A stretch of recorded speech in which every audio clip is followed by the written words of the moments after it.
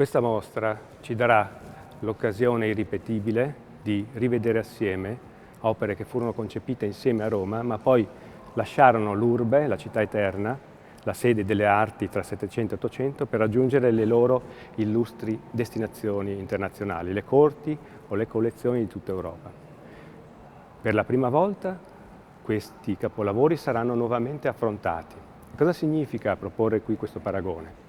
Significa rivedere insieme due utopie artistiche, cioè quella di Canova di ricreare da solo l'Olimpo dell'antichità, in cui riproporre tutte le forme della bellezza e dei significati poetici e filosofici dell'antichità, e un altro Olimpo, quello che Thorvaldsen consapevolmente decise di realizzare a confronto talvolta polemico con quello canoviano.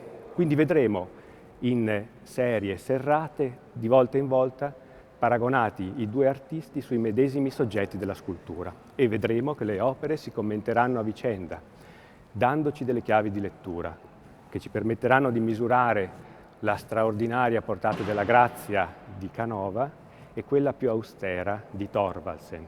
Mentre Canova fu considerato il rinnovatore dell'arte dei propri tempi, Thorvaldsen, con le sue statue ispirate a una diversa sensibilità e a un'idea più rigorosa dell'antico, aprì la strada al rinnovamento delle arti nordiche e tedesche in generale.